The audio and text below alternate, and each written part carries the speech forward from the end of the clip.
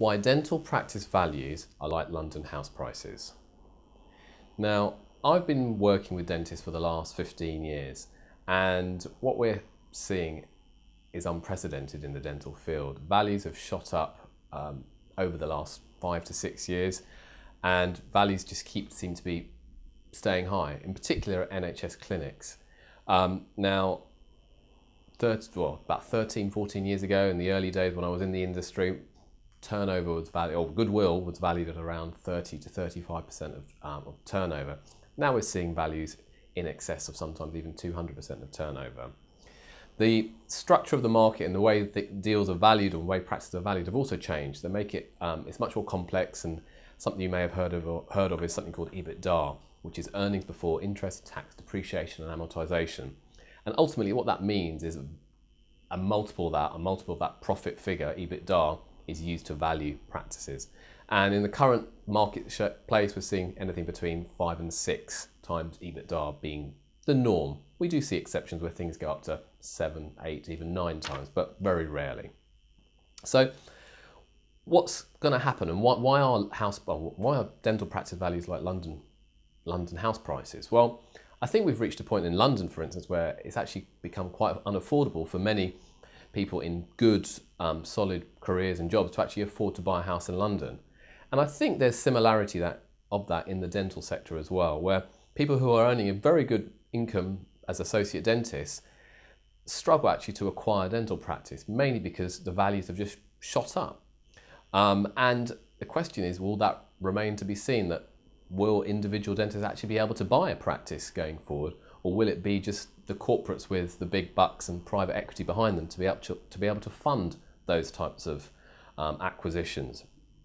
So I think funding is a key issue here. Some of the individuals who are buying practices at high prices tend to be funded by the bank of mum and dad, just like people trying to get on the property ladder in London. They're funded by the bank of mum and dad to buy property. I think 1 in 5 house purchases in the UK now are funded by mum and dad. Okay, so, and I think that's very similar in the dental situation as well.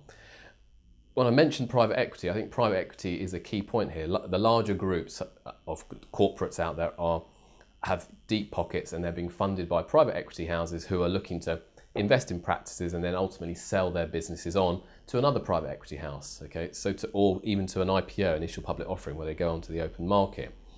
And what we're seeing now, the dental market is getting much more complex, and valuations are getting more complex, and at the same time, there are a lot of buyers out there in terms of private equity, because people see dentistry as an attractive proposition, or companies see dentistry as an attractive proposition to make money in terms of buying at one price and then selling at another price in the future. So what does that leave? What does that do for the younger guys out there, the younger dentists? I know, and a lot of the people that contact me tend to be the younger guys who may have worked 5, 10 years and done well as an associate, but their initial aim was to actually own a practice. But the reality of the situation, things have changed, as I mentioned, and they can't get on the practice ladder. Prices are just unaffordable for many of them to buy. So what does that leave? What are the options? Well, I still think there are certain practices out there that you can buy and add value to, and I think that's the key thing. You can buy certain practices. It may not be your dream practice initially, but if you can find something that you can add value to and develop and build, then you'll have a good opportunity. Okay, and that's certainly one scenario which I certainly advocate and I can see for the younger dentist to do.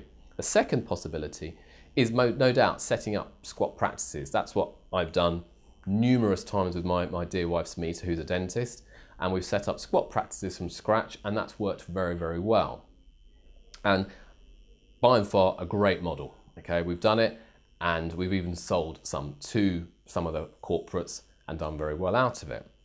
A third model, which is emerging and something which I'm involved in, but we can talk about it later, is a franchise type of model where you own a practice under a franchised brand, and I think that will be where the market will develop further over the next few years. So there are opportunities for dentists, okay, but I think values will certainly remain resilient, and just like London house prices, and I think at the same time you'll want to get on the practice ownership ladder sooner rather than later, because I don't think prices are going to drop. Okay, I think there may be some readjustment with the NHS contract, and that might have an impact on NHS clinics, but quality private practices, whilst they might not sell for the same high values of NHS, private practices will still be resilient for good practices in good locations, which are doing great dentistry.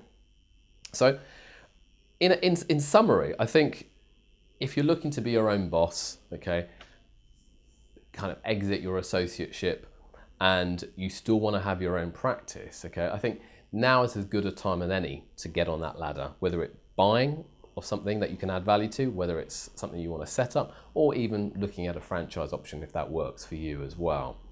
I think going forward, practices will stay resilient, and it'll be those who get on the ladder earlier and take that step that will achieve the values and hopefully have a strong career and develop and flourish in their career in dentistry.